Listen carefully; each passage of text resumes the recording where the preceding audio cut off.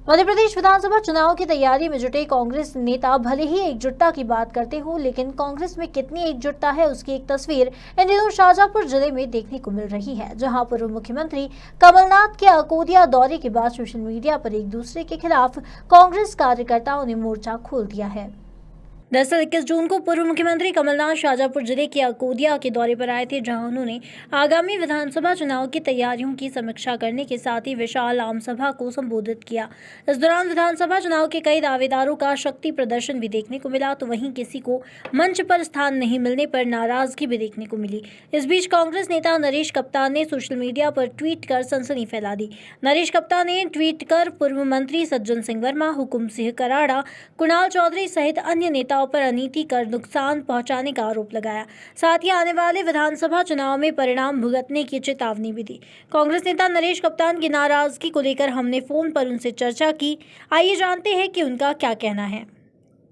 नरेश जी, आपने हाल ही में social media पर एक पोस्ट अपलोड की है जिसमें आपने कांग्रेस के कुछ वरिष्ठ नेताओं के नाम लिखकर उनमें आपको अनीति और नुकसान पहुंचाने का जो है बात कही है। क्या पूरा मामला है, बताइए।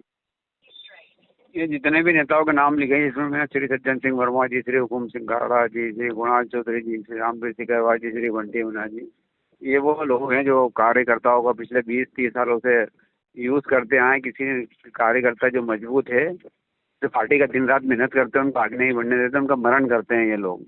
ये इनके जो बच्चों को आगे बढ़ाना चाहते हैं, इनके बच्चे नालायक है, तो उसमें दूसरे कार्यकर्ताओं की क्या गलती है?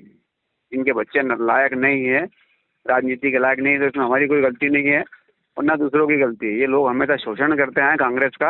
और अभी भी अकोदिया में कमलनाथ जी की सभा हुई थी, आदरणीय हमारे प्रदेश अध्यक्ष जी की, उसमें भी महिला सम्मान की बात हमारी पार्टी करती है। राहुल गांधी जी हमारे जो पूर्व अध्यक्ष हैं और मल्लिकार्जुन खड़गे जी जो वर्तमान अध्यक्ष हैं, उन्होंने नारी सम्मान योजना चालू की और बात की नारी सम्मान की, तो मंच पर महिला को अध्यक्ष को भी बोलने का मौका नहीं दिया और भी महिला जो वरिष्ठ नेत्रियाँ थी उनको भी बोलने का मौका नहीं दिया। और वहीं जिला कांग्रेस के अध्यक्ष बंटी मीना ने सफाई दी जब मीडिया कर्मियों ने उनसे पूछा कि महिलाओं को क्यों नहीं बोलने दिया, तब वो बंटी मीना ने कहा कि समय के अभाव में। तो मेरा यह कहना है कि जो माननीय राहुल गांधी जी से कि जिस व्यक्ति के पास समय हो उसको राजनीति में प्रदेश अध्यक्ष बनाए, क्योंकि राजनीति में समय देना पड़ता है। मुझे 20 साल हो गए राजनीति में, आज तन मन धन से पैसा लगा के राजनीति कर रहा हूँ। 20 साल से पार्टी की सेवा कर रहा हूँ, करोड़ों रुपए पार्टी के लिए मैंने खर्चे करे, विपक्ष में राजनीति चला रहा हूँ।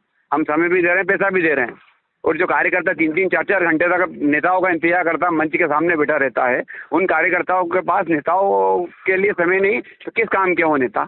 इसलिए हमारा ये विरोध है इन चीज़ों का। जी नरेश जी, इसमें आपने ये बात भी कही है कि आने वाले दिनों में परिणाम भुगतने पड़ेंगे, तो इस बात को लेकर क्या आप स्पष्टीकरण देना चाहेंगे? नहीं, मेरी नाराजगी नहीं, ये पूरे कार्यकर्ताओं की नाराजगी है। हर जगह पूरे प्रदेश में स्थिति है, हर जगह जितने भी वरिष्ठ नेता है ना, उनका यूज किया जा रहा है प्रदेश के नेताओं द्वारा। और जो जितनी भी अभी पिछले महीने 15 महीने की सरकार थी कांग्रेस की, और सरकार गिरी और जो नेता मंत्री बन के घूम रहे थे, सबसे ज्यादा कांग्रेस के कार्यकर्ता ही खुश हुए, क्योंकि वो पक्ष में होते हुए विपक्ष में थे। हमारे कांग्रेस के जो कार्यकर्ता थे, किसी भी एक भी कार्यकर्ता को काम नहीं हुए, सब यूज एंड थ्रो वाले काम हुए। जी, हम ये चाहते हैं कि बदलाव हो। राहुल गांधी जी तक हमने मेल करें, संदेश करें, और निश्चित रूप से हमें उसका परिणाम मिलेगा। बदलाव की आकांक्षा है हमें कि बदलाव होगा। किस प्रकार का बदलाव चाहते हैं आप नरेश जी? अच्छा हो, जो जमीनी कार्यकर्ता है और जो सर्वे की बात करते हैं, माननीय आदरणीय कमलनाथ जी, पिछली बार मेरा लोकसभा का टिकट काट दिया गया। मैं लोकसभा का उम्मीदवार था, आईबी रिपोर्ट, सीआईडी रिपोर्ट मेरे नाम की गई थी, सब जगह से मेरे नाम का सर्वे गया था, लेकिन पिछली बार लोकसभा का टिकट प्रहलाद सिंह टिपाणिया जी को दे दिया, जो पार्टी के मेंबर भी नहीं है, कांग्रेस पार्टी के मेंबर भी नहीं है, जिनको कोई जानता नहीं है, एक भजन गायक है, उनको टिकट दे दिया। किस आधार पर क्या सर्वे हुआ था उनका? जो कांग्रेस पार्टी का मेंबर नहीं है उसको टिकट दे दिया, तो फिर हम कौन से सर्वे की बात करते हैं? जी, तो इन चीज़ों को लेकर हमारा विरोध है। खबर या तो आप सर्वे की बात बंद करें, या फिर मेहनत जो करने वाले कार्यकर्ता उनको छाटे, क्योंकि जो बड़े नेता बोलते हैं उसके छोटे कार्यकर्ता आत्मसात करते हैं उन चीज़ों को। जी नरेश जी, खबर मध्य प्रदेश से जुड़ने के लिए धन्यवाद। जी, थैंक यू सर। कर्नाटक विधानसभा चुनाव में ऐतिहासिक जीत दर्ज करने के बाद मध्य प्रदेश में भी कांग्रेस कार्यकर्ताओं के हौसले बुलंद हैं और कांग्रेस की जीत का सिलसिला मध्य प्रदेश में भी कायम रखने के लिए कमलनाथ सहित वरिष्ठ नेताओं ने चुनावी रण संभाल लिया है। तो ऐसे में स्थानीय कार्यकर्ताओं की नाराजगी भारी न पड़ जाए। कमलनाथ की सभा के पश्चात शुजालपुर व शाजापुर को लगा था कि कांग्रेस को संजीवनी मिल गई है, लेकिन कार्यक्रम के दूसरे दिन जिस तरह से सोशल मीडिया पर लोगों का विरोध और आक्रोश सामने आ रहा है, उससे कहीं ना कहीं लगता है कि कांग्रेस को अभी बहुत सारी अपनी भूलों को सुधारना है। सबसे बड़ी भूल गुटबाजी की।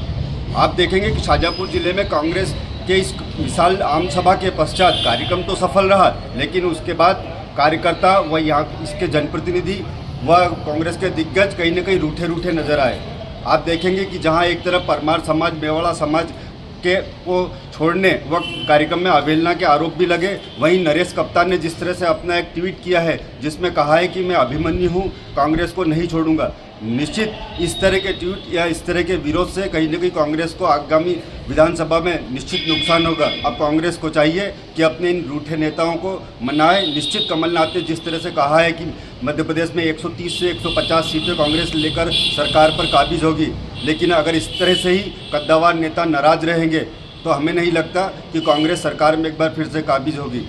जहां एक तरफ कांग्रेस के ऊपर कई गंभीर आरोप भी इस सभा के पश्चात लगे, वहीं महिला नेत्री को न बोलने के भी आरोप शुजालपुर में जनचर्चा का विषय बने रहे। अब देखना होगा ऐसे में इन बिखरे मोतियों को कांग्रेस कैसे संभालती है। खबर मध्य प्रदेश के लिए शाजापुर से दीपक सक्सेना की रिपोर्ट।